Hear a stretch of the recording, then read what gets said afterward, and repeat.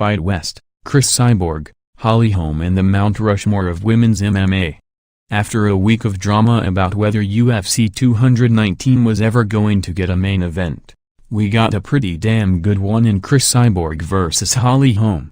So let's take a look at the implications of the year's last big fight, the announcement of Jose Aldo as Frankie Edgar's replacement against Max Holloway, the wackiness in Australia with Fabricio Weirder and Colby Covington, and a whole lot more in this edition of Fight West. Cyborg, Holly, and Mount Rushmore hunt 55-88. If Holm gets the win against Cyborg, does she go on the Mount Rushmore of women's MMA? That's a great question. There are three absolute no-brainer picks for the Mount Rushmore of women's MMA. Gina Cyrano, the trailblazer who helped pave the way for every woman who has achieved stardom in her wake. Cris Cyborg, the most consistently excellent fighter in WMMA history, and Ronda Rouse, for whom, if I have to explain why she's on here, then you have to answer why you're even on an MMA site in the first place. As of today, I'd be inclined to give that fourth spot to Miesha Tate, a tremendously popular fighter who held belts in the UFC and Strikeforce, and whose rivalry with Rouse helped propel the sport to its current heights. Maybe it would have been time to start considering Joanna Jędrzejczyk had she not just gotten knocked out by Rose Namajunas, and I acknowledge those who believe that the pioneering legume Fuji deserves a nod, too. But if Holm comes out and defeats Cyborg at UFC 219?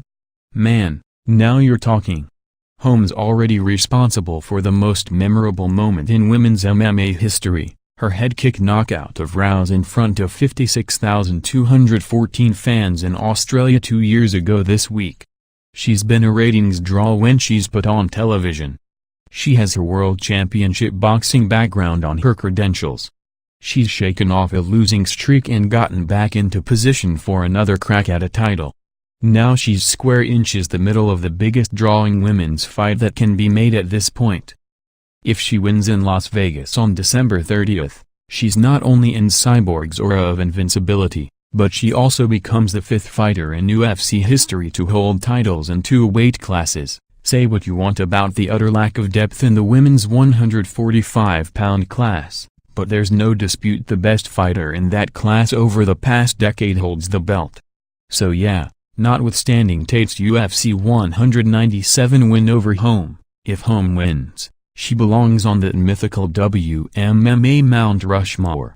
Max Holloway Jose Aldo to Mike knows, is Jose Aldo making a mistake choosing to rematch Max Holloway so soon?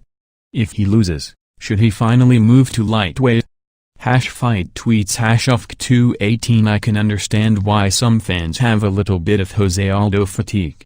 Especially those who came up during the Conor McGregor era, who weren't around during the long stretch of time in which Aldo fights were basically the closest thing we'll ever see on land to a hungry shark unleashed on a bleeding swimmer.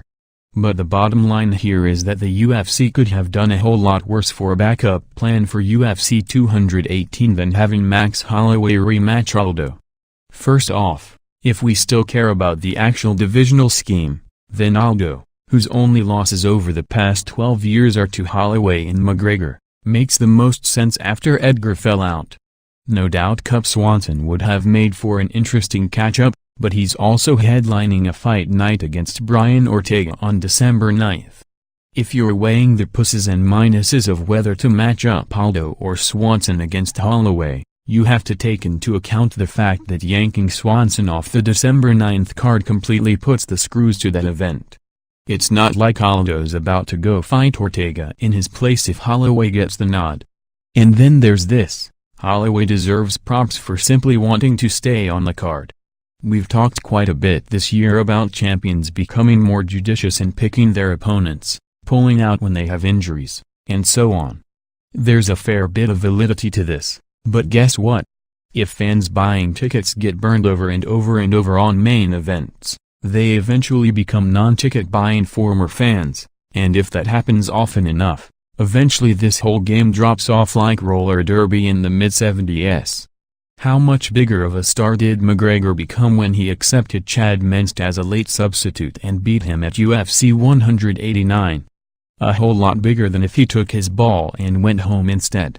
Holloway understands that he'll be a bigger star by actually going out and competing while also understanding the very real risk of losing, and in this case, Max also has the chance to demonstrate once and for all he's a class above the featherweight divisor all-time greatest champ.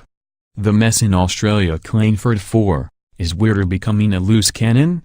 Keeps picking fights with smaller guys and has nothing to gain from it, will lose fans inevitably, yeah. So here's the thing with the whole Fabricio Weird and Colby Covington boomerang situation in Australia. 12 years into this MMA gig, I still type phrases that make me think I can't believe I just typed that. In trying to figure out who is the good guy and the bad guy here, it's like watching a football game between your favorite team's two biggest rivals, and trying to figure out the less noxious rooting option for the day. Does Weirder have a history of being a bully who picks on smaller people? He sure does.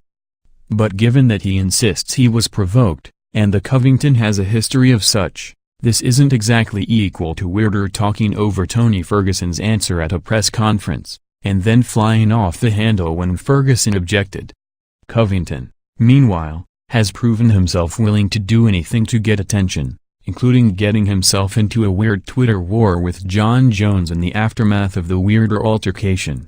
By pressing charges after the altercation and then getting sent home early from Australia, Covington has shown that he doesn't exactly have his eyes on the big picture. The UFC sent him to Australia to do promo work.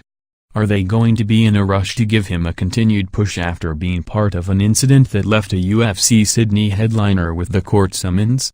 Add in the barely disguised racism of Covington actions and both fighters' homophobia, and we have, in the Weird and Covington situation, everything that is rank about the UFC as 2017 turns to 2018. The less said, the better.